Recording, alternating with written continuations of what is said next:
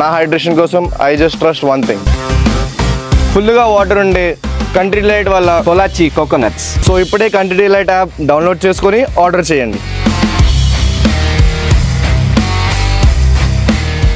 Russia Ukraine war మొదలు కావడంతోనే America, Europe, entire west Russia పైన విరుచుకుపడింది. విత్ ఏ సింగిల్ హోప్, రష్యాను ఐసోలేట్ చేయాలి, రష్యన్ ఎకానమీని దెబ్బతీయాలి, రష్యాను యుద్ధ భూమిలో ఓడించాలి. ఈ లక్ష్యాలతో వార్ మొదలైనప్పుడు వెస్ట్ రియాక్ట్ అయింది.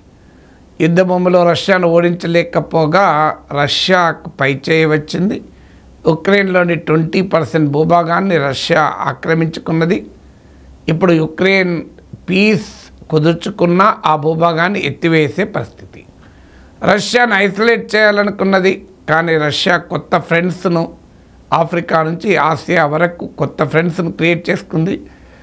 నార్త్ కొరియా సోల్జర్స్ రష్యా తరఫున యుక్రెయిన్తో పోరాడుతున్నారు. రష్యా చైనా బంధం బలపడింది. రష్యా పైన కంప్లీట్ ఎనర్జీ డిపెండెన్స్ ఉన్న యూరప్ కాస్త ఇప్పటికీ వదులుకోలేకపోతుంది. వార్ కన్నా ముందు 40-45% of European gas supplies Russia నుంచి వస్తే ఇప్పటికీ 8% వస్తుంది. ఇండియా రష్యా రిలేషన్షిప్ గణనీయంగా పెరిగింది. అసలు 1% ఇండియాస్ ఆయిల్ ఇంపోర్ట్స్లో రష్యన్ ఆయిల్ 1% ఉండే, అది కాస్త ఈ వార్ పీరియడ్లో Russia was the number 1 oil supplier to ఇండియాగా మారిపోయింది. సో అలా రష్యాను ఐసోలేట్ చేయాలనుకుంటే పూర్తిగా ఫెయిల్ అయింది వెస్ట్. ఇక రష్యన్ ఎకానమీ క్రంబుల్ అవుతుంది అనుకున్నారు, రూబుల్ రబుల్ అవుతుంది అని బైడెన్ అన్నాడు, కానీ ఏమీ కాలేదు. వార్ ప్రారంభమైనప్పుడు $1 85 రూపీస్ అయితే ఇప్పుడు around 87 rupees. So Russian economy disturb కాలేదు, డిస్ట్రాయ్ కాలేదు, రష్యా ఐసోలేట్ కాలేదు, పైగా ఫ్రెండ్స్ పెరిగారు.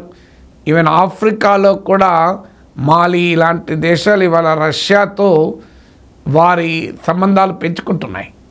సో ఇలా జియో పొలిటికల్గా, జియో ఎకనామిక్గా రష్యాను ఐసోలేట్ చేయలేకపోయాయి. సో దాంతోనే కాదు, మరి ఆ రష్యాను ఏమీ చేయలేని వెస్ట్ కాస్త స్వయంగా సఫర్ అయింది. వెస్టర్న్ కంపెనీస్ బాగా సఫర్ అయ్యాయి. ఇప్పుడు తిరిగి రష్యాకు రావాలి. ట్రంప్ రావడంతో అమెరికాకు రష్యాకు సంబంధాల్లో మార్పులు వస్తున్నాయి. ట్రంప్ పుటిన్తో మాట్లాడుతున్నాడు. అమెరికా రష్యా వాయిస్ వినిపిస్తోంది. ఇంట్రెస్టింగ్గా ఉక్రెయిన్ వార్ రష్యాకు అనుకూలంగా ఎండ్ అయ్యే సూచనలు కనబడుతున్నాయి.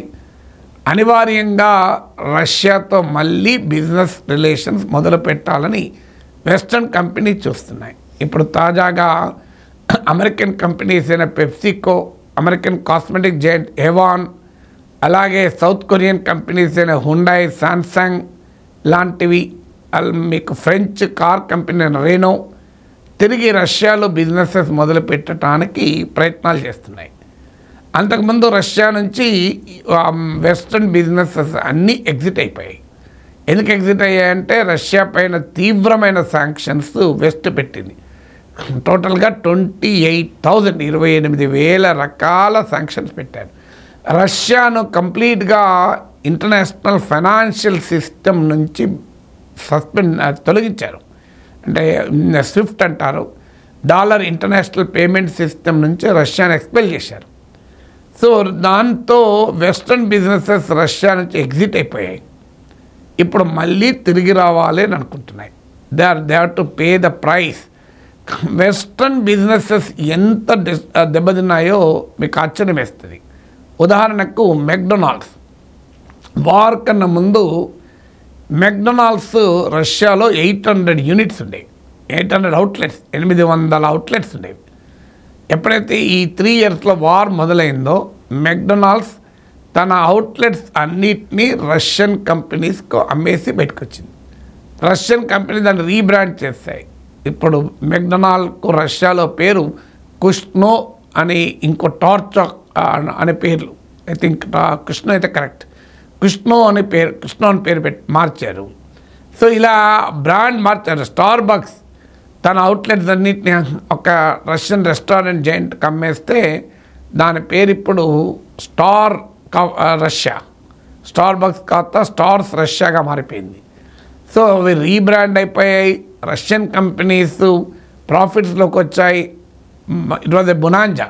వెస్ట్రన్ కంపెనీస్ వెనక్కిపోతుంటే, వెస్ట్రన్ కంపెనీస్ అమ్ముకొని పోతుంటే హాయిగా రష్యన్ కంపెనీస్ వాటిని టేక్ ఓవర్ చేసి రీబ్రాండ్ చేసి బ్రహ్మాండంగా లాభాలు సంపాదిస్తున్నారు.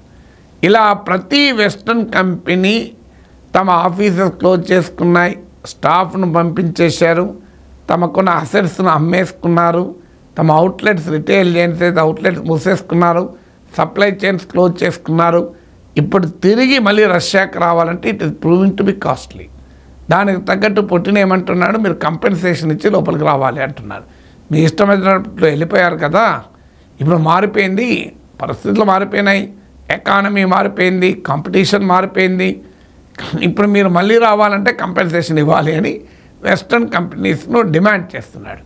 ఇప్పుడు ఇదే మెక్డొనాల్డ్స్ మళ్ళీ రావాలి అంటే వచ్చి తన మెక్డొనాల్డ్స్ వారికి ముందున్న మెక్డొనాల్డ్స్తో పోటీ పడాలి. ఎందుకంటే ఆ మెక్డొనాల్డ్స్ కొత్తగా మళ్ళీ మొదలు పెట్టాలంటే ఆల్రెడీ పాత మెక్డొనాల్డ్స్ 800 అవుట్లెట్స్ కుష్నోగా మారిపోయింది.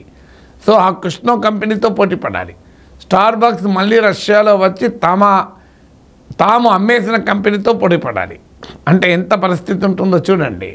మీరు ఏదైనా కష్టం వచ్చి ఇల్లు అమ్ముకుంటే అప్పుడు మీరు ల్యాండ్ అమ్ముకున్నారనుకోండి, తక్కువ రేటుకి అమ్ముకున్నారు, ఇప్పుడు మళ్ళీ మీరే ఆ ల్యాండ్ కొనాలనుకుంటే మీ దగ్గర కొన్నవాడు డబుల్ రేట్ చెప్తాడు. ఇప్పుడు ఆ వెస్ట్రన్ బిజినెసెస్ పని సరిగ్గా ఇదే. మీరు 10,000 గజానికి అమ్ముకున్నారు ల్యాండ్ అవసరం వచ్చి, ఆ కొన్నవాడు ఇప్పుడు మళ్ళీ కావాలంటే 3 ఏళ్లకు ₹1,00,000 గజం చెప్తున్నాడు. అదే నేను 3 ఏళ్ల కింద నేను 10,000కి అమ్ముకున్నా అంటే అప్పుడు పరిస్థితులు వేరు, ఇప్పుడు పరిస్థితులు వేరు. ఇప్పుడు ఎకానమీ మారిపోయింది, మార్కెట్ మారిపోయింది, మా కంపెనీ నీకు రేట్లు మారిపోయినాయి. అందువల్ల నీ ల్యాండే కావు, నువ్వు 3 ఏళ్ల కింద 10,000కి అమ్ముకోవచ్చు, ఇప్పుడు ₹1,00,000 గజం ఇస్తేనే నీకు మళ్ళీ ఇస్తాను అని అంటున్నాడు. ఎంత హార్డ్ బౌన్ ఉంటుంది మనకు ఆలోచించండి. 2022లో 10,000 గజం చొప్పున మీ ల్యాండ్ అమ్ముకున్నారు, ఇప్పుడు మళ్ళీ అవసరం వచ్చి అదే ల్యాండ్ కొనాలనుకుంటే ₹1,00,000 గజం అంటున్నాడు. మీ పరిస్థితి ఏంటో చూడండి. అమెరికన్ కంపెనీస్, యూరోపియన్ కంపెనీస్ పరిస్థితి కూడా సరిగ్గా ఇదే. ఎంటైర్ వెస్ట్రన్ కంపెనీస్ పరిస్థితి. తాము అడావుడిగా బాయ్కాట్ రష్యా అని బయటకు వచ్చారు, ఇప్పుడు బిజినెస్ విత్ రష్యా అని ఆలోచిస్తున్నారు. దాని కాస్ట్ చాలా పెరిగిపోతుంది. కాస్టే కాదు, they have to build new businesses. అంటే మళ్ళీ ఆఫీసెస్ ఏర్పాటు చేయాలి, అవుట్లెట్స్ ఏర్పాటు చేయాలి, మళ్ళీ మ్యాన్ పవర్ రిక్రూట్ చేసుకోవాలి, మళ్ళీ సప్లై చైన్స్ రెస్టోర్ చేయాలి. అన్నీ చేస్తాం ఓకే అనుకుంటే మళ్ళీ తాము ఎవరికైతే అమ్మామో వాళ్ళ నుంచి పోటీ ఎదుర్కోవాలి. మీరు ఇప్పుడు రష్యన్ కంపెనీసే కాదు, ఎప్పుడైతే అమెరికా, యూరప్, సౌత్ కొరియా ఇలాంటి వెస్ట్రన్ కంపెనీస్ అన్నీ రష్యా నుంచి ఎగ్జిట్ అయ్యాయో ఆ ప్లేస్లో ఇండియన్ కంపెనీసు, చైనీస్ కంపెనీసు, తుర్కీ కంపెనీసు ఆ గ్యాప్ కాస్త ఫిలప్ చేశాయి. ఇప్పుడు రావాలి అంటే వాడితో కూడా పోటీ పడాలి. అంటే తాము వదిలేసిన మార్కెట్లోకి తిరిగి రావటానికి ఇవాళ నానా కష్టాలు పడాల్సి వస్తుంది. ఎందుకంటే Russia is not a small country. Russia మీకు ఏదో చిన్న దేశం కాదు. రష్యా ఇది 11th largest economy, over $2 trillion ఉంటుంది. ఇది ఏరియా అయితే చాలా పెద్దది. ఇది nuclear power, military power, marine power. So Russia influence is not just confined to Russia, across the world Russian influence ఉంటుంది. అలాంటి ఎకానమీని, అలాంటి మార్కెట్ను వదులుకోవాలంటే అంత మామూలు విషయం కాదు. So it's one of the largest very big population. ఇప్పుడు ఆ మార్కెట్ను వదులుకొని ఇవాళ బయటకు వచ్చారు, ఇప్పుడు దే ఆర్ పేయింగ్ ప్రైస్. అంటే this shows how the West has miserably lost war in Russia.